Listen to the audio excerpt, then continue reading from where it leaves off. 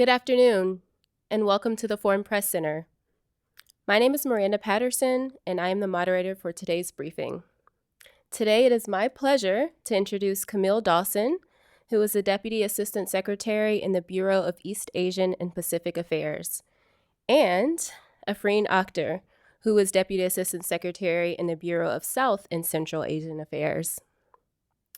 Today, they will be discussing the Biden administration's Indo-Pacific strategy on its second anniversary. Just a reminder that today's briefing is on the record, and we will post a transcript and video of the briefing on our website, fpc.state.gov, later today. For the journalists joining us via Zoom, please take a moment now to rename yourself in the chat window with your name, outlet, and country. So now, I would now like to invite Das Camille Dawson to share some opening remarks.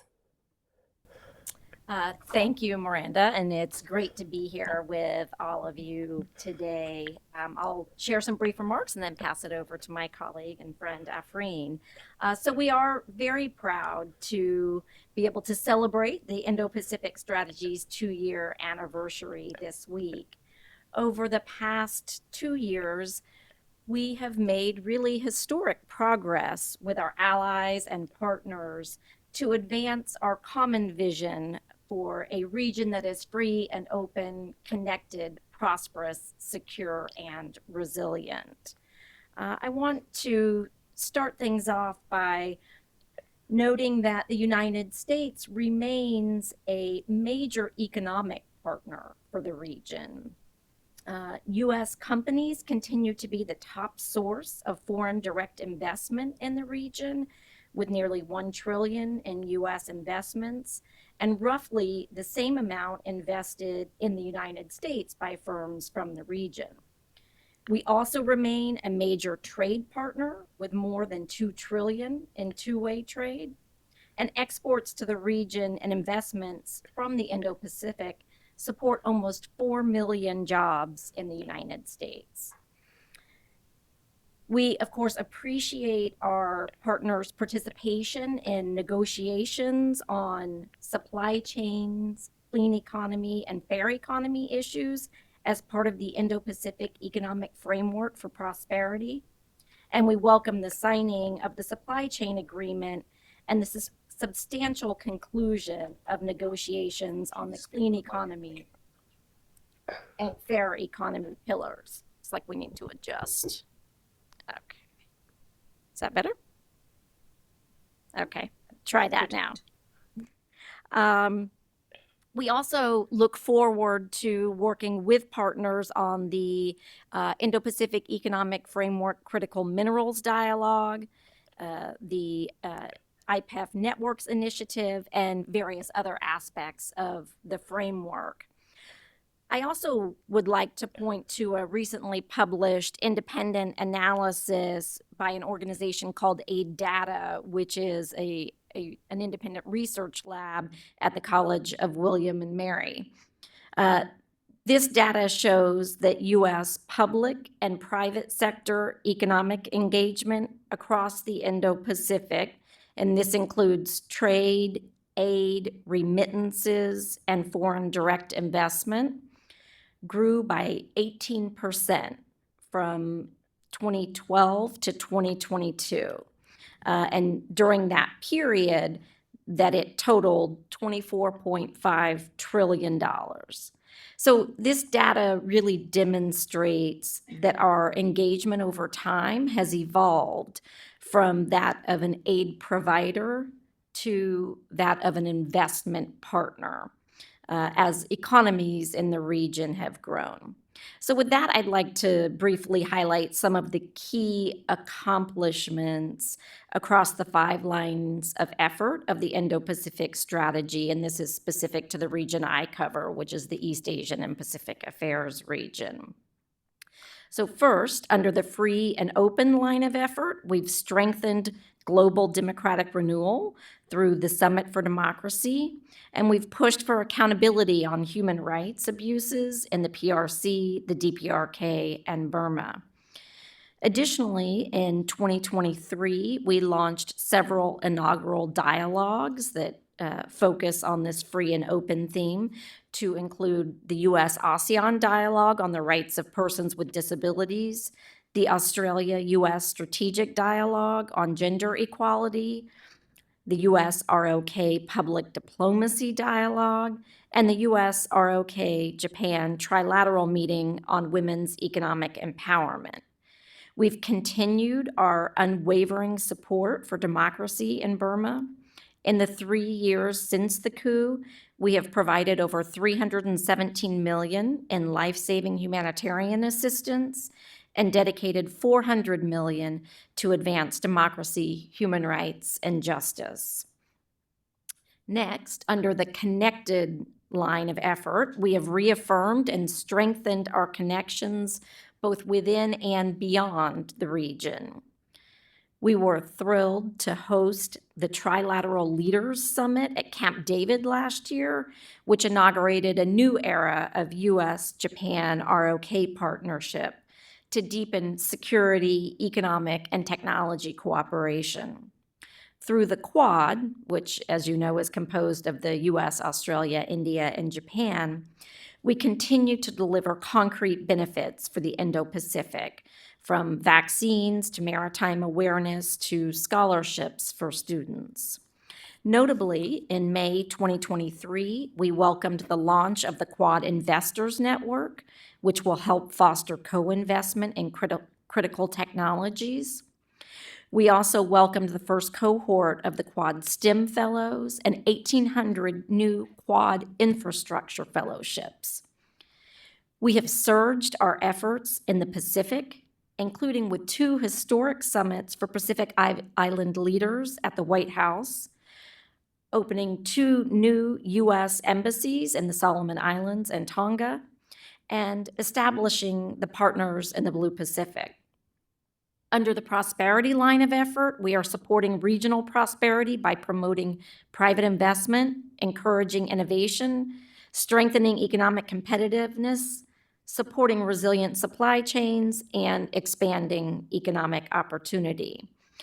The U.S., as you know, successfully hosted APEC in 2023 under the theme of creating a resilient and sustainable future for all, which brought together more than 400 expert-level meetings, 10 ministerial meetings, and the leaders meeting hosted by President Biden, focused on promoting regional cooperation on a range of key priorities, including trade, energy, food security, and women and the economy.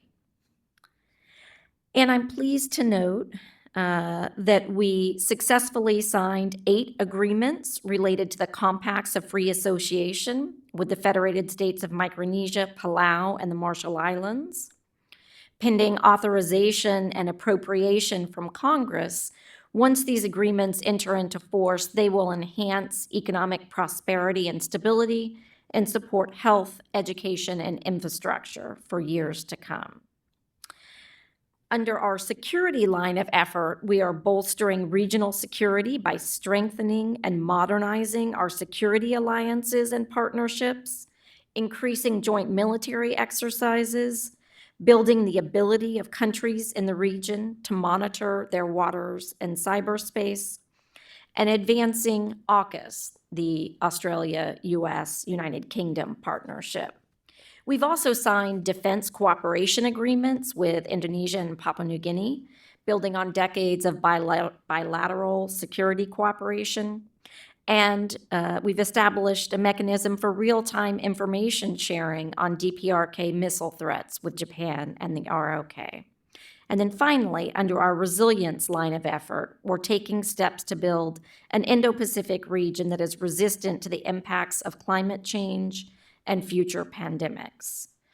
Together with partners in the Blue Pacific, we've dedicated funding to launch an initiative on humanitarian warehousing for disaster resilience, as well as an ocean and fisheries research vessel managed by the Pacific community.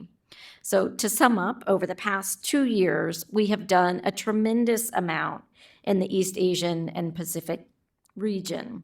We've opened new embassies, surged engagement with the Pacific Islands and Southeast Asia, and strengthened our alliances. All of this strengthens the United States' position in the Indo-Pacific, and it advances our interest in and our vision for the region amidst strategic competition. And with that, I'm happy to turn it over to Afreen.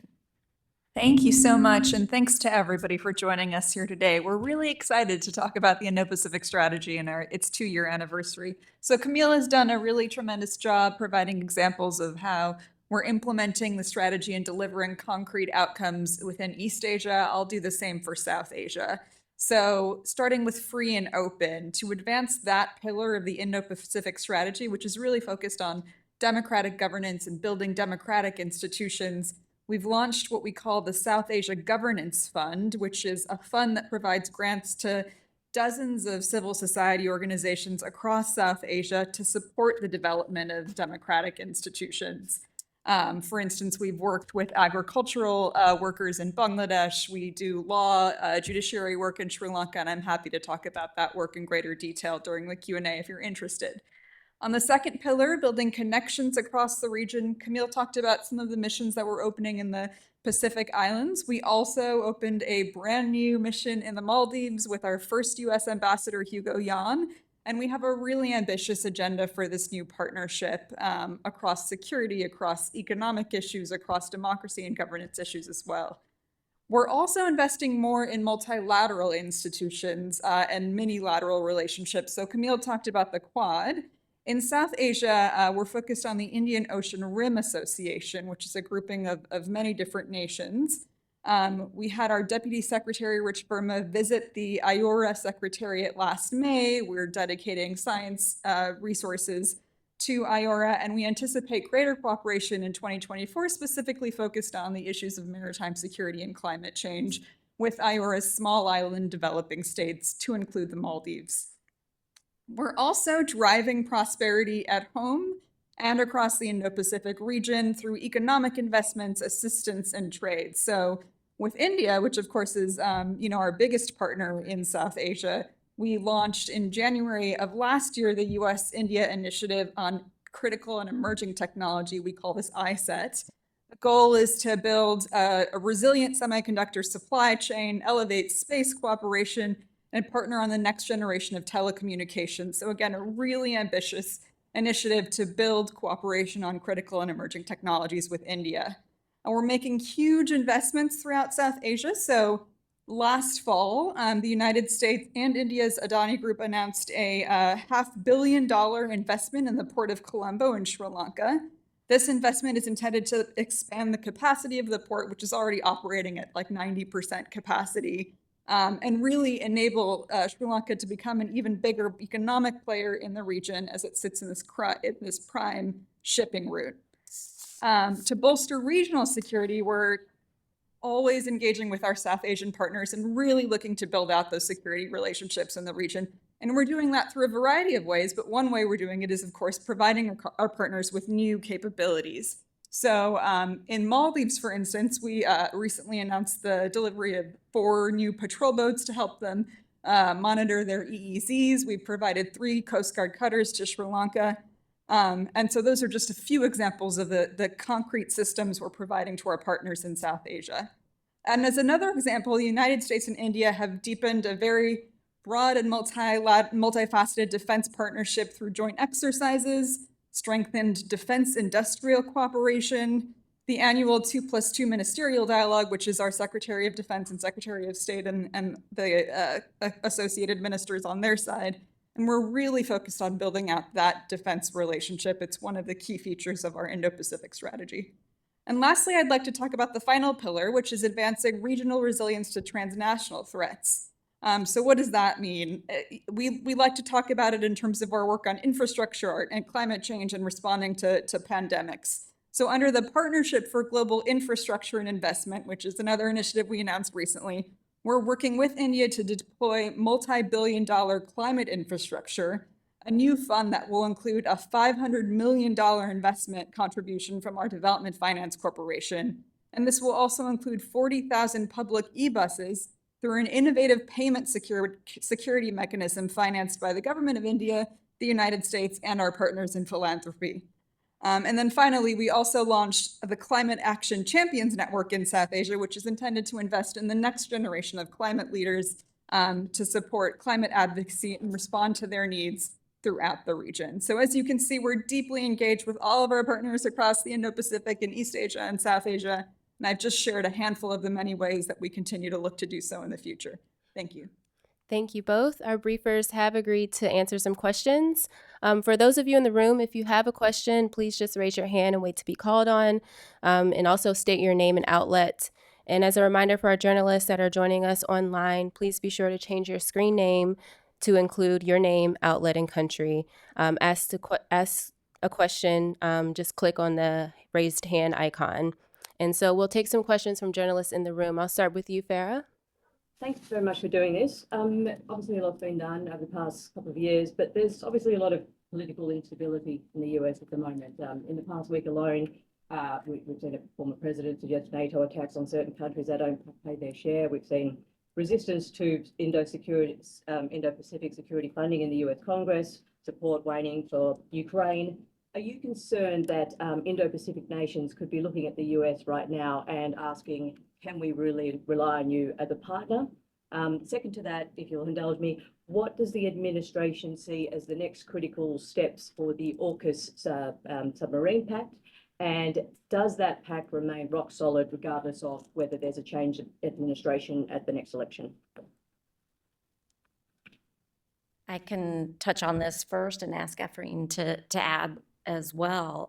So on the first part of the question, I think I would say that the Indo-Pacific strategy itself is a reassurance of commitment to the region from the United States. And the strategy outlines the way in which we seek to deepen our connections with the region in a way that is lasting and that creates a lattice work of overlapping relationships, bilateral relationships, minilateral and multilateral relationships that when layered together really create this lattice work of partnerships and alliances that are not easily undone regardless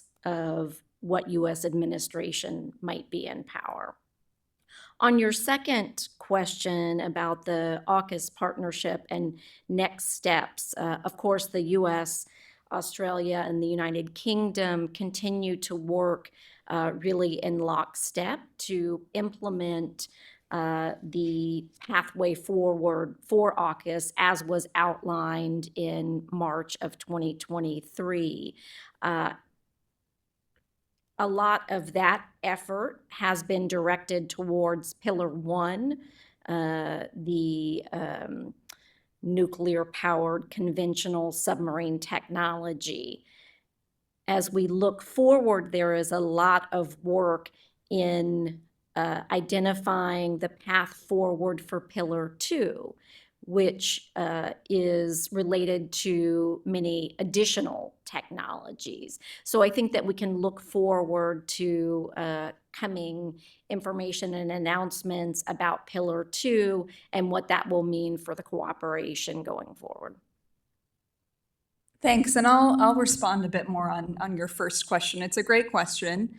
I actually think support for the Indo-Pacific enjoys broad bipartisan support by both Republicans and Democrats. The Trump administration had an Indo-Pacific strategy. Large portions of it are reflected in the Biden-Harris administration's Indo-Pacific strategy. If you look at the House and Senate markups for their FY24 budget, I think that's where we are these days, there was actually a baseline earmark for the Indo-Pacific in both budget bills. So I think what that clearly demonstrates is a broad commitment both in strategy and resourcing and policy to this region over the course of the next decade, irrespective of who's in power. Thanks. Okay, we'll go here in the front. Thank you, Afreen, and thank you, Kamala, for doing this. And I'm sorry, I mispronounced your name. Okay, I'm sorry for that. So my question, I have a couple of questions on Bangladesh and Indo-Pacific, obviously, Afrin, to you. How does the U.S. plan to align the Indo-Pacific strategy with Bangladesh, considering its emergence as an authoritarian regime? And over the years, we heard harsh criticism from the Prime Minister about the Indo-Pacific strategy. And also, how you will align with the new authoritarian government of Bangladesh? I know it's a complicated question from you. So I think, we are incredibly focused on engaging civil society in Bangladesh. Again, the first pillar of the Indo-Pacific strategy is a free and open Indo-Pacific region. So I talked about the South Asia Governance Fund. We're working with farmers in Bangladesh that were struggling to obtain government services, but that's just one small facet. We're working with labor organizers. We're working with a whole range of civil society actors. And our goal in doing so is to really build up civic space in Bangladesh, preserve civic space, build democratic institutions over the long term. We're also engaged broadly with Bangladesh on broader sets of priorities. And we were actually pleased to see Bangladesh's Indo-Pacific outlook, which really mirrors a lot of what we're trying to do in terms of economic investment, working with Bangladesh on climate change, building out security and defense cooperation between our two countries. Bangladesh is, of course, one of our largest peacekeeping contributors, and we're very pleased to support that effort. So we actually do see broad alignment between our strategy, their outlook. But in response to your question on how we're going to continue to engage on the democracy and human rights issues moving forward, again, our focus is really civil society. Thanks. In light of the Biden administration's commitment to reflecting the will of the people of Bangladesh, what specific measures the U.S. undertaking to facilitate that return back to democracy? And we have seen some criticism. I can refer the Wall Street Journal piece that U.S. is pushing back for democracy promotion in Bangladesh. So what is your stand right now? As we have seen lots of leverage on Bangladesh for democracy and voting rights and uphold the human rights. I mean, I think I would go back to my point on really wanting to focus on building up the institutions of democracy, the levers of democracy in Bangladesh. So that is working with media. So we have a tremendous amount of work ongoing developing free media in Bangladesh, working with civil society, working with labor organizers across the spectrum to build up these institutions of democracy that will enable Bangladesh to become, more democratic over the longer term. Okay, I'm sorry, we have a question behind you, Khushbu, please. No, you. Yeah. My question. I have a little follow-up on the COFA money, which is not coming in. The renewals were signed last year, but the money hasn't, come through. The president of Palau, a few months back, he said that he's finding it as a constant battle to prove his people that the partnership with the U.S. is worth it since the money is not coming in. What are the efforts that you are making to make sure that this money comes through? And do you think allies like Japan, Philippines, which are closer to the country, can also, chip in when it comes to, preventing China's influence in that part, which is actually facing a lot of economic distress? And my second question is about the embassies in Kiribati. If you could share anything with us regarding the negotiation, and if countries like Tuvalu are, on the list of, future embassies, in terms of negotiating and opening an embassy in a country like Tuvalu. Thank you. Your outlet? I'm with the South China Morning Post. Thank you. Okay, thank you. So on the COFA discussions, I would simply say that the State Department, the White House, we continue to advocate for the authorization and appropriation of funds. We feel it's critically important to continue to work in close concert and in support of the freely associated states. The next part of that question related to other partners in the region supporting not only those countries, but the broader Pacific Islands. We absolutely think that others within the region and beyond have an important role to play in supporting the Pacific Islands' own vision for their future.